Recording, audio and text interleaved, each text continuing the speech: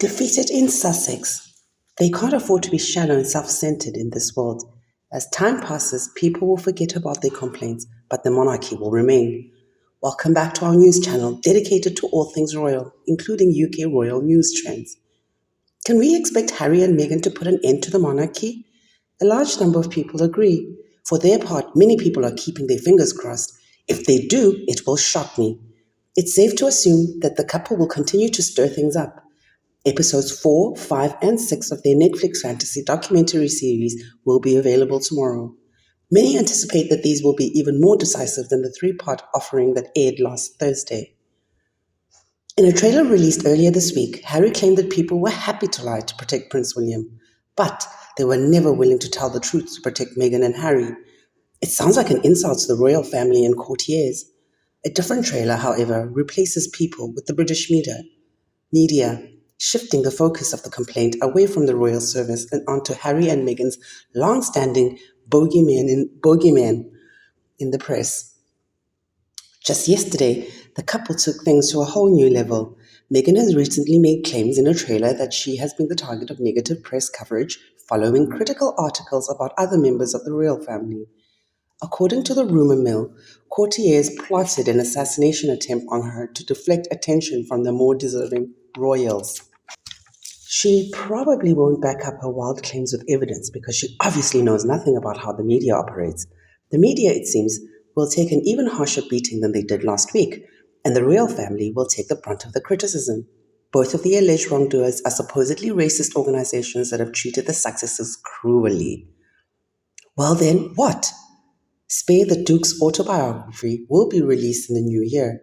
It's safe to assume that it will contain the usual assortment of gripes, slights, and racism accusations. It's also possible the book won't be a literary masterpiece. What happens then? Many of us would appreciate it if they would simply be quiet for a while. Although it's highly unlikely the persistent couple will give in to your request, they will never stop complaining about their treatment and will occasionally give us advice on how to live. But I think the memory of their deeds will quickly fade. This effect is already starting to fade.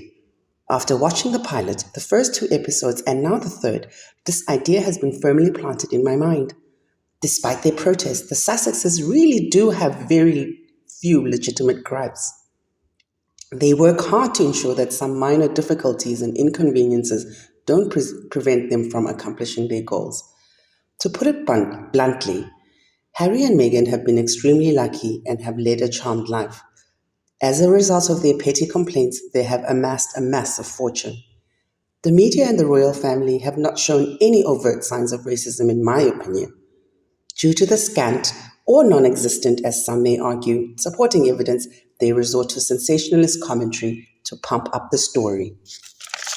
Last week, Meghan reflected on how she felt on the eve of her wedding when she was feted by the media and welcomed by the royal family, saying, "Truth be told, no matter how hard I tried, no matter how good I was, no matter what I did, they were still going to find a way to destroy me." Naturally, this is completely absurd. It's possible that Meghan is overthinking things. In all likelihood, she's trying to sell her series, for which Netflix reportedly paid the couple over $100 million, and is portraying herself as a victim despite the almost complete lack of evidence that she has. Earlier this week, a trailer was released in which Meghan claims she was fed to the wolves. Such a claim is completely ridiculous. There will be no reasonable evidence to back up such outlandish claims. That much is certain. No matter how much the heroically self-centered successors complain, their complaints have no foundation. The little support they still have at home is quickly dwindling. There may be a dedicated group of Americans who are so obsessed with famous people that they will continue to devour even the most inane nonsense. Some people are always going to be on the lookout for racism, even when it doesn't exist. British citizens, however, are getting more and more sick of hearing about the Sussexes. A YouGov survey taken before last week's episodes aired finds that only 31% of the respondents have a positive impression of Harry, while 59% have a negative one. As compared to last month, that's a drop of 13 points. But Meghan is even less popular than Harry. YouGov reports that, as of today, 63% of the general public has a negative impression of her,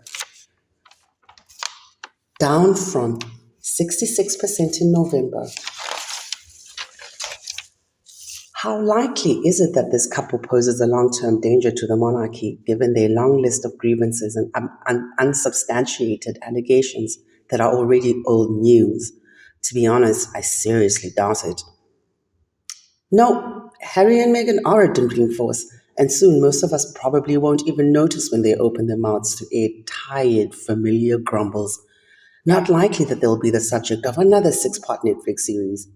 However, Meghan will likely tell her side of the story in her own memoir about Harry's life. While the Queen had been on the throne for a long time and laid with an assured touch, her death in September was a blow to the institution of the monarchy. However, the monarchy is strong and will continue on after the passing of even a much beloved Queen. The Prince and Princess of Wales Christmas card this year features a photograph of the royal family alongside their children George, Charlotte, and Louis, all of whom add to the card's vibrancy and attractiveness. Both William and Kate are dressed comfortably. All seems well with them, and they're not even trying. Meet the unpretentious future king and queen, a far cry from the resentful, perpetually tortured, and contentious successes. Like the late Queen, William and Kate have probably harbored some resentments and dislikes for one another, but they have kept these feelings to themselves. They're all set to carry out their assigned roles. I still hope Prince Harry can find a way to put his anger at the press and the royal family in perspective and get back to serving his country. No, that can't be done. A contributing factor is the prevalence of damaging accusations. However, by turning his back on his family, Harry has also turned his back on his country, which was portrayed in the first 3 episodes as racist, bigoted backwater. His thoughts aren't with you, they're with the woman he loves. As time goes on, he becomes more and more influenced by her Hollywood influenced beliefs. Meghan has a fundamental misunderstanding of what it means to serve others with honor and respect. Controversy will increase with tomorrow's new episodes, and yet this too shall pass. People in the rest of the country are sick of hearing about the successes and their egocentric antics. The British monarchy will survive even after their childish complaints have been forgotten. Where do you stand? Are they a good match in your opinion?